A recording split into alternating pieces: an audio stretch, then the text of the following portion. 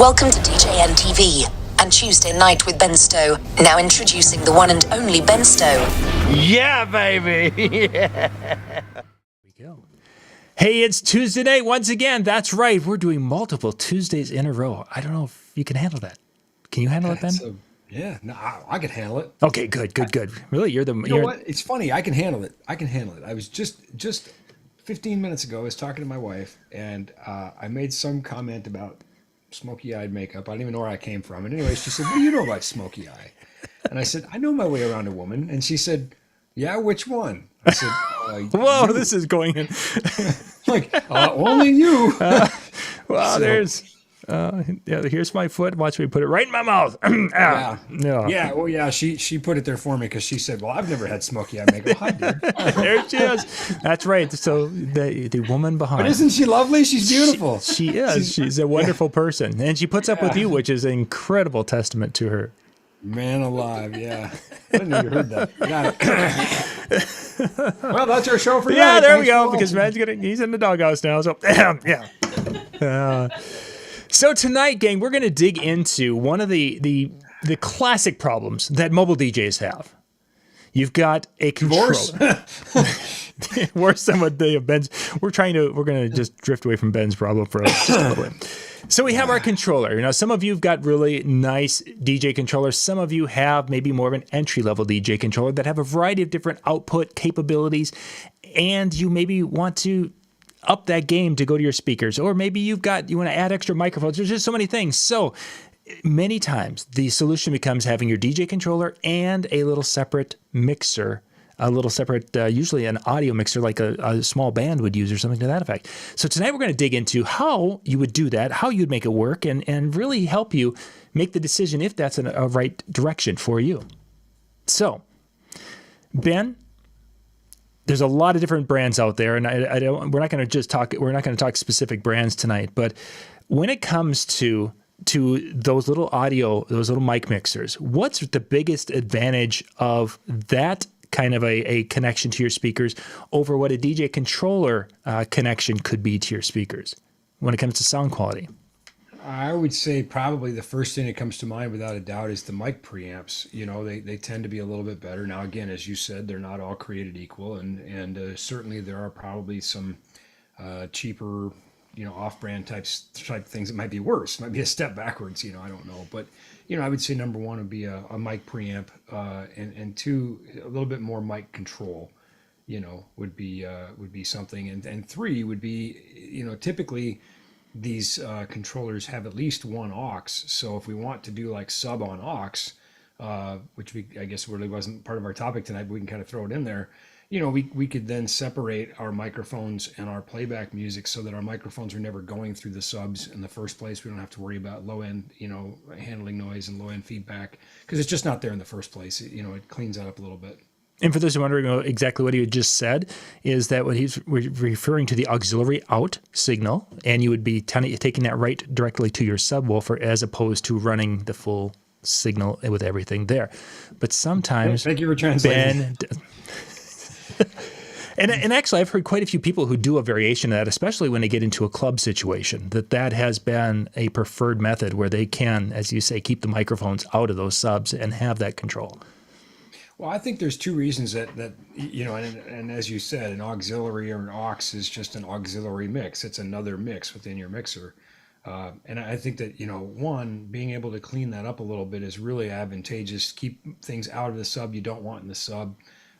Also is going to give you, a bit more headroom with the sub, right? It's doing less than, it's not doing anything unnecessary, but it also gives you individual control over the sub level. And of course, we could also use aux mixes for things like your monitors in the booth if you want, although typically DJ controllers have a booth output and that might be preferred in that scenario. But the other thing also would be remote speakers, being able to use that aux bus to send things remotely. So, just lots of reasons once you start doing that. But again, the biggest one is that you probably have better mic preamps and you probably have more of them. Okay. Most DJ controllers have less than two mic inputs, two or less. And a small format live mixer probably has at least four. That's interesting because as I've looked at some have 4, some have, and yet when I get down into them looking in the bottom, it's like, okay, so the things at the bottom, all the little knobs aren't the same for all 4 or 6 channels, whatever, with many of them. Well, that's probably one of the biggest. It's not a lie, but I feel like it's not a truth either. The way they count these mixers is they'll say 16 channels, and then you count, and you're like, but I only see 8 mic sockets. How does that work? Well, because you got a couple stereo channels, and those are technically 2 each, so that's 4. And then, I got an AES, or I got a USB, and that's another couple, and I'm kind of like, okay, I suppose technically it's 16, but I agree. I feel like that's a little bit of kind of gets me lathered up. The consoles I use, for example, one of the consoles I love to use the most has only XLRs. It has no other inputs whatsoever. Because basically in the pro touring world, everything gets sent that way eventually, through a direct box or something. And it has 96 of them, but when they say 96, they mean 96. I get 96. And that's 96 in those big boards. It's literally all the controls and all the capability of channel 1 is the same as it is on 96. Every single one. Yep, every single one. And it can sometimes you run into limitations with memory, like maybe not every channel can have some of the more advanced processing, like multiband compression or dynamic EQ, or some things that you wouldn't need 96 of anyway. Okay. Where they say, okay, you maybe don't have enough memory to do, but that otherwise, it's all the same, 96 across. And now most of those bridges have been crossed too, where you do have those things. But anyway, we're getting way off topic. No, I think those are good things to point out, because even the smaller boards have capabilities on maybe mic channel 1 and 2, or maybe even just channel 1 that they may not have on channels 2, 3, and 4. Correct. It can be. Yeah, there. your stereo channels certainly will behave differently, and that's not to say that stereo channels are bad. In fact, I've got some pretty little drawings we'll look at after a bit that show you why the stereo channels are very useful in the scenario we're talking about right now, where a DJ would want to use a couple mic preamps, 2, 4, whatever. Most DJs aren't typically using more than 4 mics. I mean, that's if you're doing karaoke, maybe you're using a few more, ceremony work, but would be a pretty extraordinary scenario where a DJ is regularly using more than 4 mics. But in that case, you still could get a small mixer that has 6 or 8 mic preamps. No biggie. Mm-hmm. Is the controls and such, are they fairly universal as far as when we were talking about that, like the 96 channel board? There's a lot of capability with compression and gates and whatever. To some of that capability, are those in some of those smaller boards also? Yes, to a degree. Typically, we find things like push button compression where it's either in or out. You don't have a lot of ability to adjust things like, attack or, threshold or knee or any of those kinds of things. It's, it's either in or out, and you get it or don't get it. You typically don't find more advanced dynamics like gate, things like that. Not in these small analog boards, but, there are small digital boards that have all of these things built in.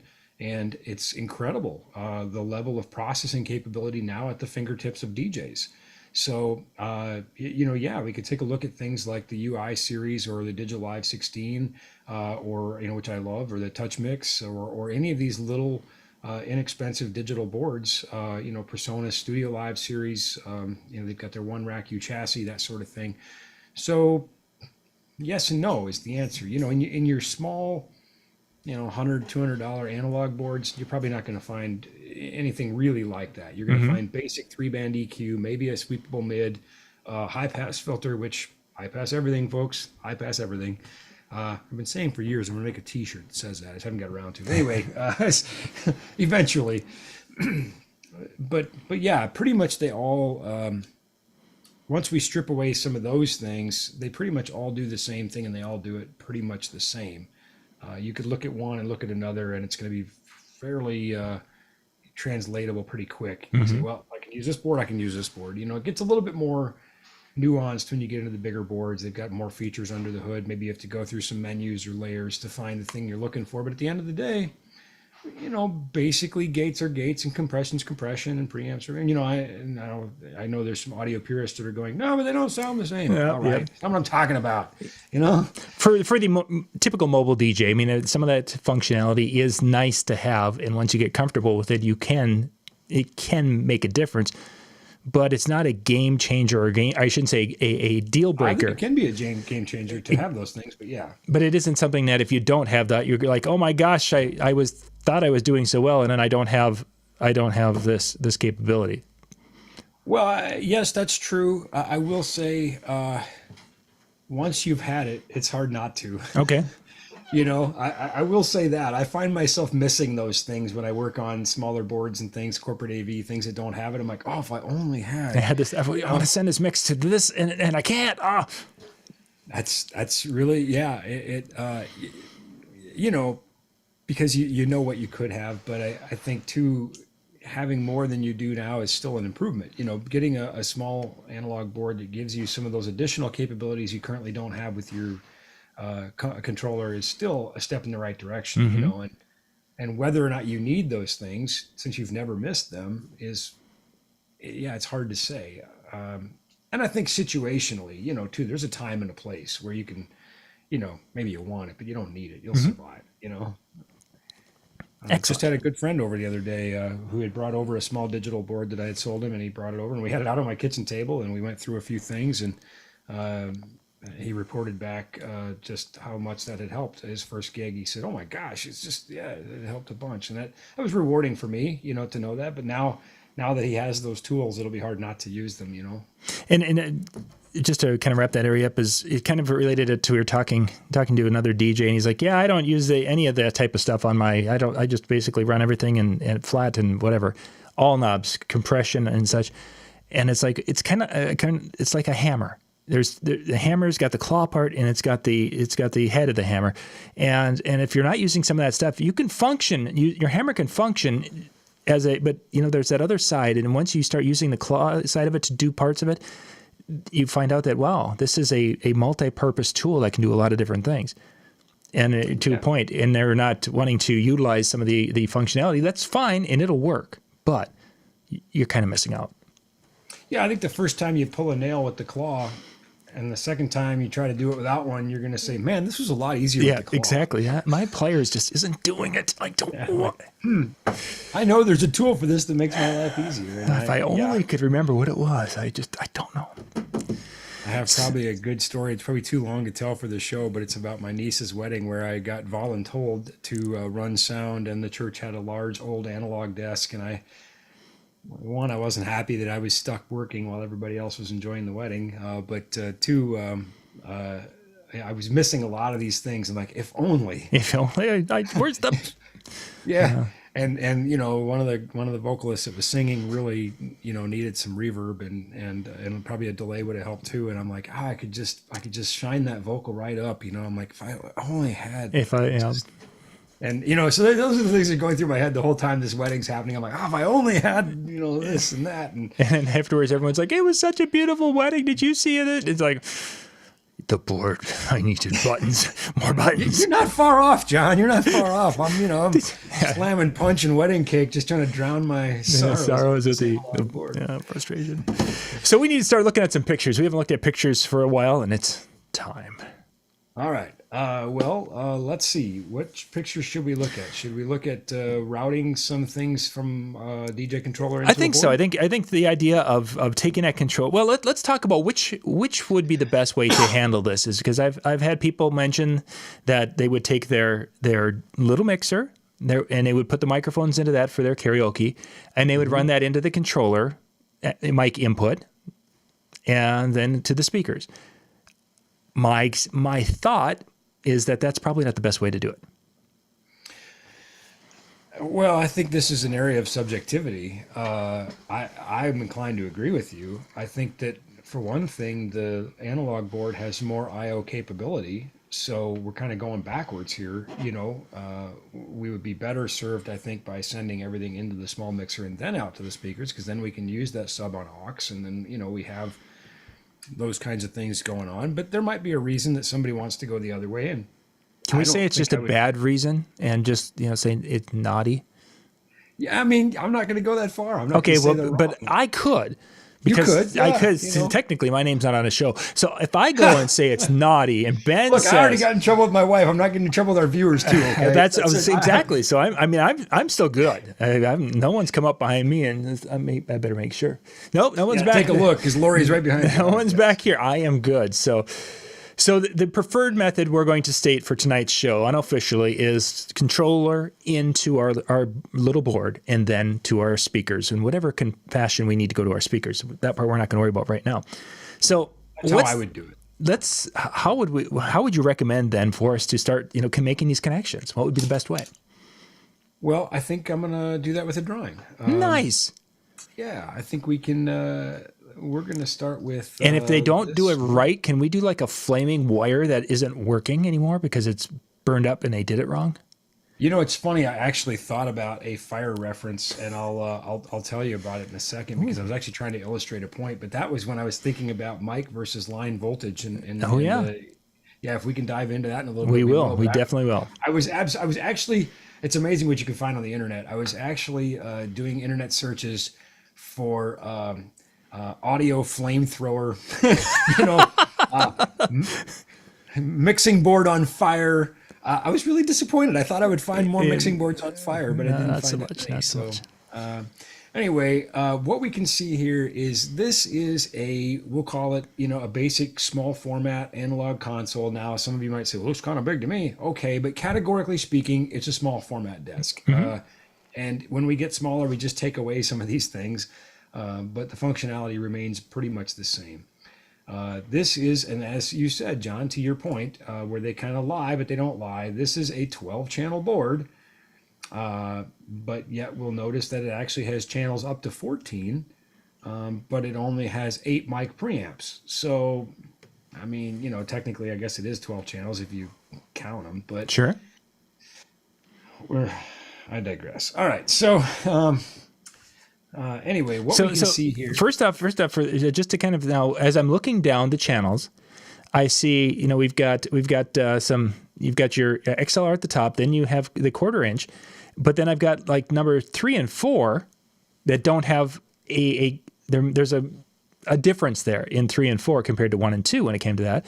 And then as we look down, I see that there's little gray buttons, but a little bit below that is also inconsistent across there. So we are seeing in those channels a lot of variety in control capability. Yeah, are you talking about these buttons Yeah. here? So the buttons on the left correspond to, basically we've got instrument inputs on this thing where it in essence has a high Z input, sort of has a built-in direct box. All of these channels have this high pass filter, which again, high pass everything, right? That's going to, well, not everything, not your music, but this is going to knock out, I think it's probably 100 hertz. So it's going to knock out 100 hertz and below out of your microphones. Definitely something you should do. And what we can see the difference when we get over here is we've got these 8 mic preamps, but then starting, here we've got stereo channels. So these are technically also stereo channels. So they've got 2 inputs per channel. Sure. And that's how that channel count gets a little funky. And anyway, our mic preamps are balanced mic level. Our line inputs here, our stereo inputs are line level stereo inputs. And so what we can see I've done is I've brought my mics, wired and wireless, into my mic preamps. I've got my preamp gain control here, so on and so forth. My EQ section in here. Yeah. I drew that box a little bit big. My aux sends down here. My pan here. Oh, that's probably not the pan. Sorry, There you go. my screen's probably a little smaller than yours. Anyway, boy, if I could read it, that'd be great. Anyway, so all the things that I might want to use on my microphone, there, and then I've taken this unbalanced line level stereo audio out of the RCA outputs on my mixing board, and I have brought them into the 1/4 inch unbalanced line level stereo inputs. Now, 2 questions you're probably thinking. One, Yes. why didn't I use the RCAs when they're sitting right there? And you certainly could. in this case, the reason I didn't is because this channel also has Bluetooth, and I wanted to save that so I could, If you need it. Yeah, makes sense. so I was like, well, electrically speaking, RCA, quarter-inch, line level, same. This gives me the ability to save that channel for something else in the future. Never going to know when you might need that. The next question that I get asked an awful lot is, isn't XLR better? And the answer is, It it depends. depends. Yeah, there we go. Yes, XLR is better in almost every sense of the word, in almost every sense of the way, given a couple things. One, that it's XLR on both ends. We would have no real benefit in coming from this XLR and plugging into these stereo jacks. In fact, we have a potential problem because we now have balanced driving unbalanced. That's not good. And the other thing is, we could say, well, we could go from these XLRs to these XLRs. That's true, and we'll get to that in a minute, though, because this is line level and this is mic level. So here's the takeaway.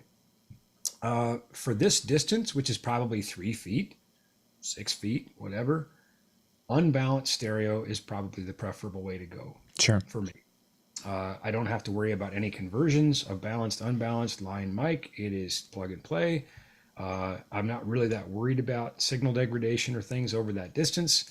So that's what I would do. Now I do have balanced XLRs going out to my speakers, and I've got these aux outputs we talked about where I could say, well, I do have 3 auxes on this board, by the way, but maybe I'm going to send an aux to the videographer.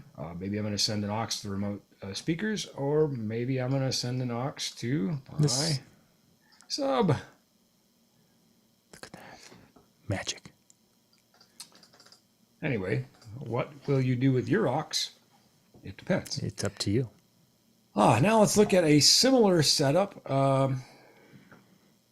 So Ben, you mentioned, of course, that it's coming out of the board that is a line level, and the XLR on the Personas in this situation is a mic level. Can you address that just a little bit, so for people who are confused about what the difference is between those two?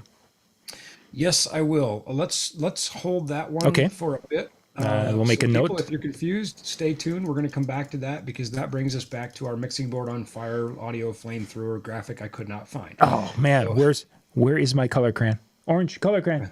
Well, I got a red annotation tool. I could just do Ooh. Oh, now we're on fire. Yeah. The girl is on fire. How's that? Yes. All right. Let's look at another mixing board. So here we have one of those little digital boards that we talked about. Lots of options. I just happened to pick a UI12. No particular reason. So viewers don't read into that. And here again, we can say, well, I've got RCA outputs here, and I've got RCA inputs here. So I should just do that. And Sure. I probably would. And here again, I've got 2 aux outs. I've got my videographer, my remote speakers, main speakers coming out of the balanced XLRs, and my mics going into mic preamps. Now, if you're looking at this and you're saying, well, that looks a little bit funny, why doesn't this jack and this jack look the same? This one is really electrically the same. It has 3 little holes, just like our XLR. But it also has the ability to stick a 1/4 inch in the center. So I can plug my XLRs into those top 2, 1 and 2. And just as it happens to be, you'll notice the little graphic over the top there too. It has some additional processing that's only available on those 2 channels. Okay. So whether or not you want to use those 2 channels for microphones or for something else, it depends. Depends on if you want to use that processing on the guitar or something.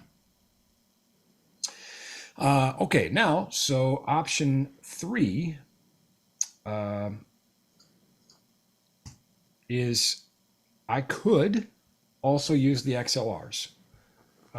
So again, I think the preferential way here would be to stay line level unbalanced rather than going balanced line into mic, but you can.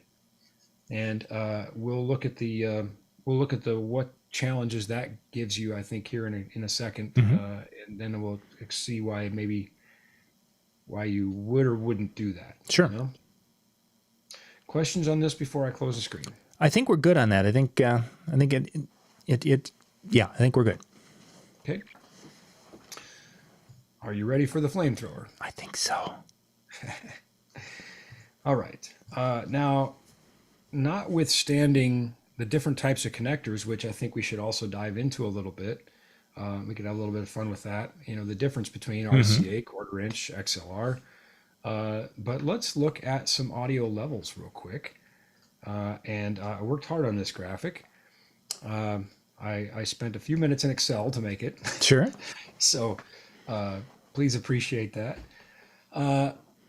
What I've got on here is a combination of things. And I think if we just don't look at the whole screen at once and just we'll take a guided tour, that'll be easier. If you try to look at the whole screen at once, maybe this is going to be a little bit more of a heartache. But ultimately, what I want you to do is to think about your audio signal in voltage. It's just voltage. At the end of the day, it is just voltage. Whenever it's living inside of our equipment, it's just voltage. Outside of that, it's acoustic energy. Inside there, it's voltage. If it's digital, it's ones and zeros, but it's still got to be voltage to get converted to those. And so we've probably heard these expressions, you know, plus 4 dBu and minus 10 dBV. And astute people will notice right away that U and that V are different. A U and a V are not the same, despite what the Romans are trying to tell you. You know, here we can see that, you know, plus 4 dBu and minus 10 dBV equate to different voltages, 1.228 volts RMS and, you know, 0.316. I think if we look, we can see that we can convert this. I can convert dBUs to dBVs, and I convert dBVs to dBUs, and there we can see what their value is. And there's a lot of funny numbers and ways to measure these things. But again, if we just think about it in terms of voltage, the chart that I made in Excel, I think summarizes it really, really well. Because these are both line level voltages that we're talking about here, and there's a variation you can see between those two, depending on, you know, we often hear it called pro and consumer. But down here, let's just look at some typical voltages and what they translate to. Basically, one line level is, you know, 1 dBV. It's 1 volt. 0 dBV, 1 volt, sorry. Anyway, you can see here that that is, so, you know, 1 volt is 1,000 millivolts, and our mic signal is between 1 and 10 millivolts, so I just split it down the middle and made it 5. And I think the takeaway is you can see how much more power here, how much more electromotive force in terms of voltage is being expressed in a line level signal versus a mic level signal. So if you have a mixer that is expecting a mic level signal, it's expecting that very small amount of voltage, and we give it this, that would be a problem. Sure. Now, usually your gear doesn't actually burst into flames, which is probably why there's a shortage of flaming mixing board pictures on the internet. But what we do have is a very crappy sounding signal, massively distorted, because it simply cannot accurately reproduce that signal unless we turn it way down. And typically, you know, we're talking about this being expressed as like, you know, minus 40, you know, dBV. So, okay, so tangent time here. Yeah. So we've got a mic level that's very, very low. You've got your line level that is there. Where does phono level? Because I've run into that on some of the, you know, since we've been talking turntables recently a little bit. Where does that fall into this? Does it fall? Is it closer to the mic? Is it closer to a line level, or is it something altogether different? I don't actually know what the voltage of phono is. I do know that it's probably significantly lower. And it's funny because as old as I am, I should know, right? But because we have things called phono preamps, Yeah. Which is just like how we have mic preamps. And the purpose of a mic preamp is to bring this up to this. So that's why when I plug it into that XLR, that's my XLR. How'd I do? Pretty good, right? Looks like a sad Halloween pumpkin. All right, hush. So plug that into the mic preamp, and then my preamp pre-amplifies it up to line level. And there are phono preamps as well. Yeah. And I'm embarrassed to say I don't remember. Yeah, what I phono just remember, voltage is. there's been so much discussion about it. It's like, I've never thought about that, but if it's lower or higher, but yeah, there's phono preamps in it, so it must be. Okay, So if anybody knows, put it in the comments. If anybody's Googling it, put it in the comments. there you go. We'll all learn together. You know, we talked about AI last week on the show. AI asked some great questions. AI probably knows that, but I don't know. Whatever. I'll get replaced by a machine soon. It'd be great. Hey, machines ain't unloading the trucks yet, so there's that. And they're not eating the ice cream, which is the most important part. Obviously. For sure. Happy to report that much ice cream was eaten over the last couple of weeks. But anyway, this is the key takeaway I wanted to illustrate here is why when we plug a line level signal into a mic level preamp, we have to be very careful. We've got to turn that sucker way down because, again, it's, minus 40, minus 60 dBV, is what we're expecting here. And because it's expecting to have a very low signal that it needs to boost back up to that. Sure. Typically, we use things like direct boxes and stuff that balance a signal and pad it down to mic level for that purpose. So you can plug in the line level XLR into your mixer's, mic level preamps, but you need to turn that stuff way down, which is why it's such a mismatch. I think for that short a distance, there's no real gain to do that. I think it's probably better to just go RCA or RCA to 1/4 inch and stay there. And then, down here we can see just some of the different ways of measuring this. You can see that dBu and dBV are both measures of voltage. dBm is measures of power in milliwatt. dBw is measures of power in watts. SPL, measures of sound in pascals. And then dB full space, that just represents the maximum signal possible in a digital circuit, which varies from circuit to circuit, which can be very frustrating because it's not a directly translatable or correlatable number. Any of these other numbers, we can calculate from the other, basically. Sure. So Steve mentions that the phono is very, very low voltage. Even I think it's lower than mic voltage. So yeah, it would be a very low voltage that needs to be pumped up. So mic is between 1 and 10 milliamps. That's pretty low. He's got millivolts. I'm sorry, not let's milliamps. see. So it's millivolts. tenths, hundredths, thousandths, 2 10,000ths to 7 thousandths of a volt. Well, that would be 7 thousandths would be 7 milliamps. I keep saying milliamps. Viewers, I don't mean milliamps. Look, the show's free. You're not getting your money back. So millivolts. There's no milliamps here. Just forget about the milliamps. So millivolts. So you did not hear me say milliamps. Anyway, it's millivolt. I'm struggling today. I'm sorry. No, we're doing fine. We're doing fine. So 7 thousandths of a volt would be 7 millivolts. Okay. So if it's in that 2 to 7, then it is pretty much exactly the same as mic level. So, excellent. Thank you, Steve. Thank you, Steve. Yes, thank you for pointing that out. Thank you for not being a robot.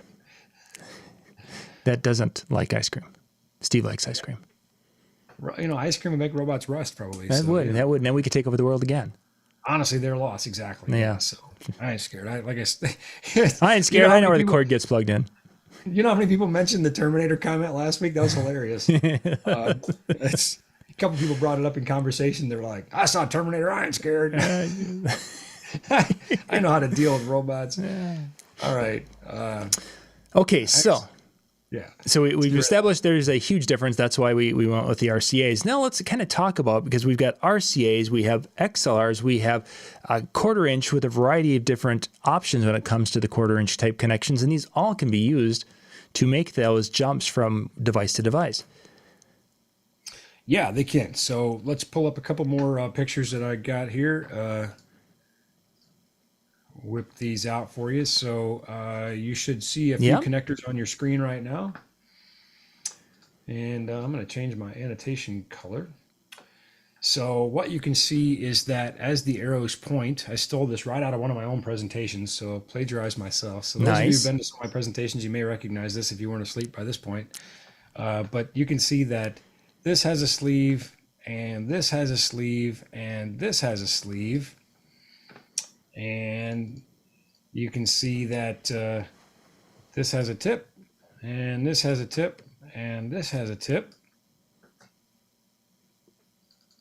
And you can see that only this one has a ring. So you love it, put a ring on it, right? Mm-hmm. So if we count real quick, evoking the spirit of the count from Sesame Street, we can see that we've got 1, 2, 3 conductors in an XLR. Now XLR can have between 3 and 7, by the way, but in the audio XLR is 3, and we can see here I've got 3 conductors on my XLR. Look, like I said, it's a free show. Exactly. So And if you don't get the, count reference, if you don't get the count from Sesame Street, seriously, what? I mean, yeah, well, again, we're talking to young guys, there's guys like Howie in there. I think Sesame Street's still on. We got to explain some of our old references to those young bucks like that once in a while. All the Spanish I know I learned from Sesame Street, and believe me, it has saved my bacon a few times. Somebody actually thought I was a fluent speaker in Vegas until they found out that I was just repeating the phrase I knew. But anyway, exactly. I'm working on it, though. I'm trying to get better. All right. So down here, we can see that these only have 2, and this one has 3, like our XLRs. So therein lies kind of the conundrum. If I'm trying to plug this into this, what do I do with the extra pin that I have? We have to deal with that somehow. And that's a different show, because that, honestly, that's a career. People like, Neil Muncy and Henry Ott have made careers out of writing and studying this sort of thing about, what to do with the pin 1 problem, so to speak.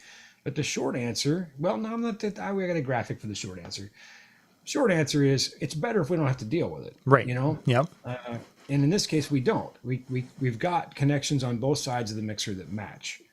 Okay, so let's take a look at this. And we're going to have pop quiz. I don't know how fast people can do the comments. We get about a 20-second delay. So 20, okay, 30, well, 30 seconds. so John, I'll just put you on the spot. Then. Yeah. So viewers, watch John squirm. This is going to be great. It'll be fun. It's going to be awesome. Oh, look at the time. We're out of time. Time's up. Show's over. Bye, everybody. Thanks for watching. Not so fast. Oh, sorry. Go ahead. You know who my other favorite Sesame Street character is? Oscar the Grouch. You nailed it. So here we go. All right. So I'm coming for you. All right. Trash. Okay, I got to pull the image. Got to get it on the front of there. So I can't follow chat for a few minutes because I'm focusing. That's all right. You don't want to see what they're going to say anyway. One of these things is not like the other. You got it. We're going to toast you here. So, all right. So, John. Pop quiz. First connector. This one right here. Yes. Mono or stereo? It's mono. It's mono, he says. Yes. And he is right. Good job. Next connector. Mono or stereo? This one is it depends on how it is wired. Oh, you're too good, John. Gosh dang it. Yes, you're right. But because there's a reflection behind there, I can see that was wired stereo. No, wait, I can't see that. Sorry. So what about this one? Yeah, exactly. That's just confusion, and it makes me frustrated. Actually, the part that makes me frustrated is that if you are using wires and you're not familiar with how they're put together, you have no idea. They look like they could be stereo, but maybe they're not wired properly. Bingo. 100%, John. And a good way to tell without opening your wire, by the way, is to have one of our handy Mote cable testers from Mental Effects, because it will tell you exactly what you so want to know. Even if you don't think your cable's bad, you just might be nice to know how it's wired. All right, so let's get to the punchline for all this, and let me show you how John is correct. And by the way, thanks for ruining my fun, John. I was really hoping you were going to screw this up so we could just, but doggone it, you're too smart. So sorry. Yeah, that's all right. So here you can see the answer. John is correct. First connector is mono. It has a signal positive, and then it has a signal negative and ground shared on the sleeve because it is an unbalanced connection. Mm-hmm. Most people say when I give these presentations that this connector is stereo. because that's the context in which they're familiar with it, like a headphone. Yeah, very much so. But in this case, this is not stereo. This is also mono balanced. So we have our signal positive, our signal negative on the ring, and then our signal ground separate from the signal ground, unlike the unbalanced. See the difference here? And that's why this signal is mono. So now, Ben, hang on. Is that is the positive, negative, and ground, is that consistent as the pin 1, pin 2, pin 3 is on our XLR? Are those kind of industry that's always like that when it is a balanced run like that? It's supposed to be. Okay. Yes. That's more or less resolved. And I was laughing because I had mentioned Neil Muncie earlier. And like I said, literally back in the 70s, Neil made a career out of trying to get everybody on Consistent. the same page. Yeah, for sure. In fact, if you look at old gear, now younger viewers, here's a little history lesson for you. And I'm embarrassed to say that me and John are old enough to have actually seen this in real life.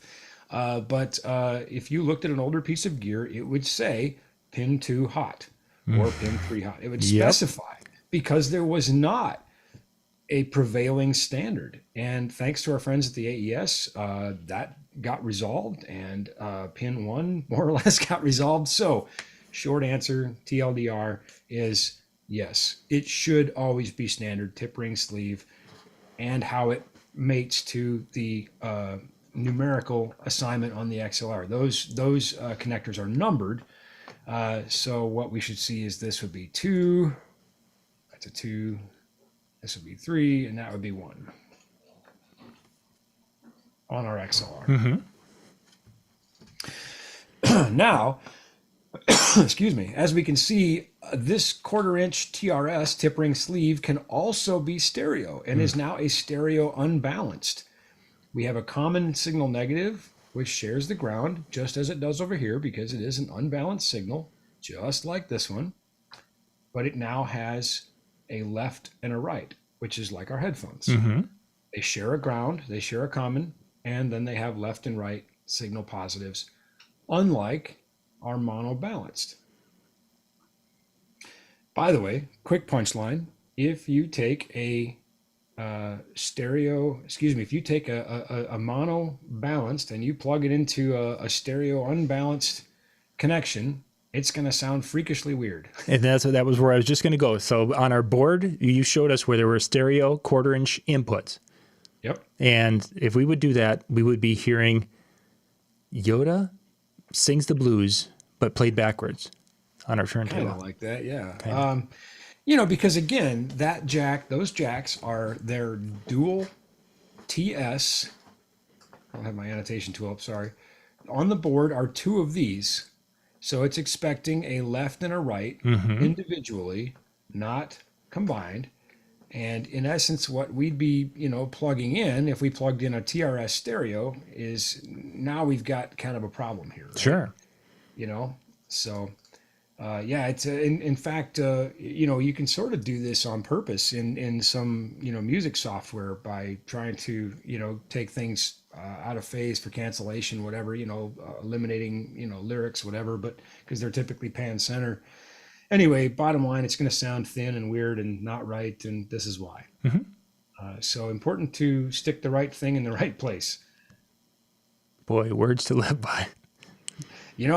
Since I'm already in trouble with my wife, I'll just say... I was thinking fork in an outlet, but hey, wherever you're going, man. Listen, man, DJs are our primary audience here. I think they're going to follow this example. So I think they're going to see where I'm going with this. Yeah, they're not taking a fork to the outlet. Okay, fine. Just because it fits in a hole doesn't mean you should put it there. Okay. Life lessons from Ben Stowe. Talking about audio jacks, but it probably translates to other things too. So, Possibly. Forks and outlets, for example.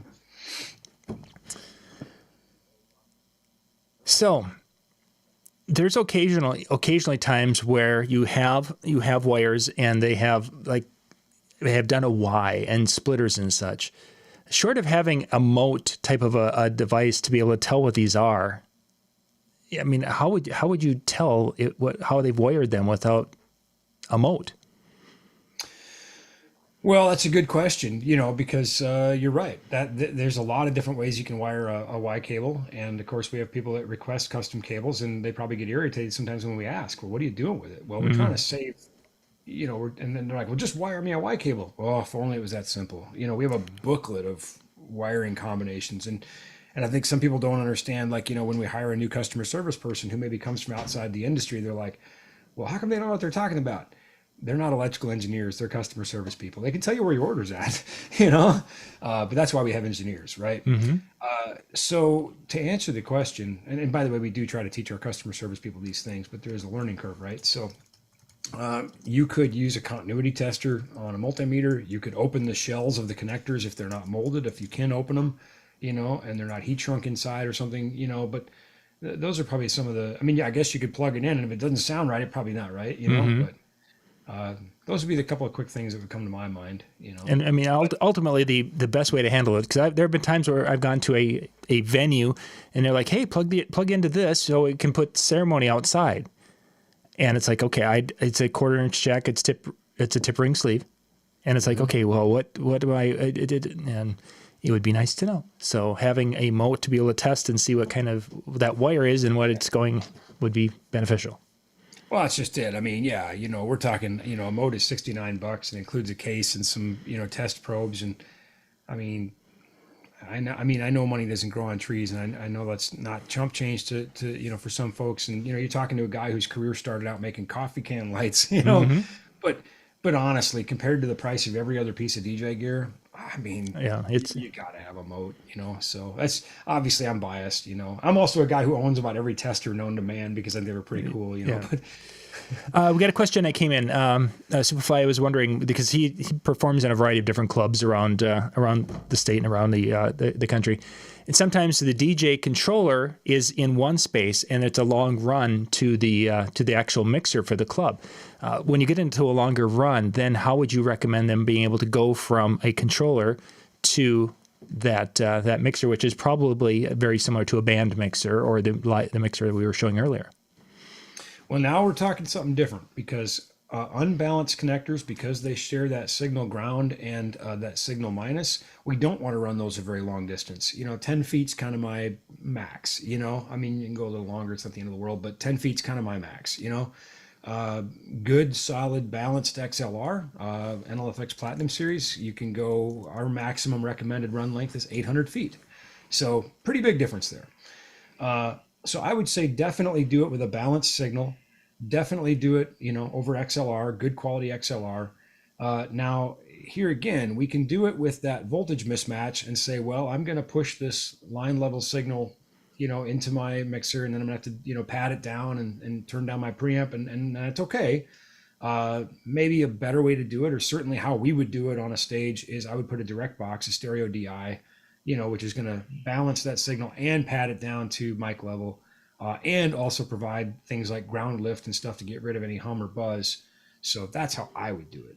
And you would have that DI, then you would run from the controller, we'd take the two XLR outs, we'd run the wire over, and then we'd have the DI, stereo DI. So we'd plug into that near the main mixer and then run probably, I'm guessing, an 1/8-inch stereo out of the DI box into the 1/8-inch stereo input on the mixer. Backwards. Got that backwards. Let me do a whiteboard for you. Okay. All right, new whiteboard, open and collaborate. Here we go. You get the narration on the Zoom. You have to tell me when you can see. Yep, we can see the whiteboard. Yep. Okay, so say this is my DJ controller. Mm-hmm. DJ! It's kind of looking like a Roland one. It's a little more boxy than the other one. That better? There we go. Now it's looking definitely much more like our Pioneer. What do you got against Roland? Actually, I own them, I own one, so I'm good. Yeah, no, I know you do. So I was like, what do you got against Roland? Yeah. All right, well, let's see. This is my DI box, yeah. Yep. I was looking for a way to make it green because the Radial Pro AV2 is green. So, But anyway, so here I'm going to do my RCAs. Oh, okay. Because those I want to keep short, right? So this is my short distance. And then from here, I can run XLR.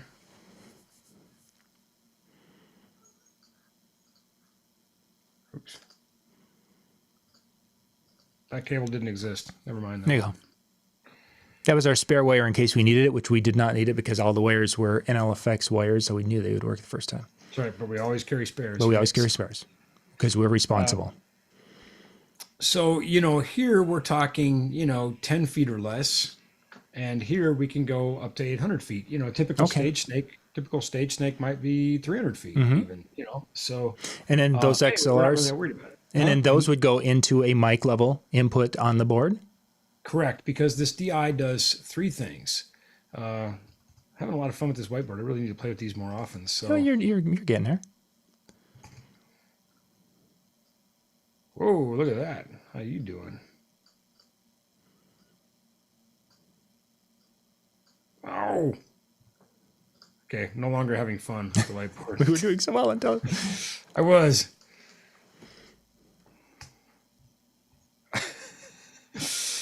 Stop. There we go. It's going to balance the signal. It's going to pad the signal, and it's going to lift the ground. Potentially, if we need it to. So there we go. Yeah. So that's why the DI does all kinds of things. So this comes in as line level, comes out as mic level, comes in as unbalanced, comes out as balanced. And if we have a ground voltage potential difference between these two mixers and we have a buzz or a hum, I push the button and it goes away. Excellent. Good. I'm glad we were able to sketch that out because that was definitely helpful. Yeah, me too. And now I'm no longer having fun with whiteboard. Yeah. No, wonderful. And Superfly, thank you for that because, yeah, good stuff. So, Ben, our time is up, and we've got Howie and the crew getting ready to go in the chill room here next. They are going to be out at DJNTV.com/chill. You guys can pop out there. I just put the link up in the chat so they can jump out to that. Next week we will be back again on Tuesday night, and we've got another topic for you. And then we'll have to figure the week out after. We're not sure exactly what Ben's schedule is going to be, so we'll be back again to talk gear and fun stuff, and it should be fabulous. We strive for fabulous. We do. We strive for fabulous, and then the snow's going to melt, and then we'll be like outside doing campfire shows. It'll be great.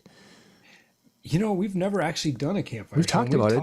Yeah, I think it needs to happen. Viewers, we rise up and let your voices be heard. We need to do a campfire show. I mean, mostly because I just want to be around a campfire. Technically, it's almost been 10 years that we've been doing this show because it was, I think, 2014 we did our first. So we're like in year 9 now of doing this. So we've got to get a campfire show, and before we hit 10 years, it's just got to be, or they'll probably want us to do the campfire show on the anniversary, which is early February of 2020. I mean, whatever. Yeah. We're hardy Minnesotans. We can be out there. Do you believe this is the 10th anniversary of the Lighting and Audio Symposium too? It's amazing how it doesn't. 10th anniversary. It doesn't seem to be. Yeah. Time. 10 sounds like a good, nice round number. It does. It sounds like but I don't know how that happens. I mean, we're only like 25 years old, so I mean, we must have been started really early. Started young, but I can tell you before COVID, this wasn't great. Yeah, so. Exactly. We're teenagers, one or the other. I'm gonna just shave this off. I just don't like. I don't know. Just lazy. I guess. But we've got that cold temps in northern Minnesota, so another 2 months, and then you'll be able to shave it off. Then I'll have to shave it. Yeah, because we'll go to this summer. I don't know. It gets so hot. Yeah. Well, thank you guys for being with us tonight. To Howie and the crew, DJNTV.com/chill. Brian and Jay and John will be in there talking music tonight and have some fun with them. We'll catch you next week. Good night, everybody.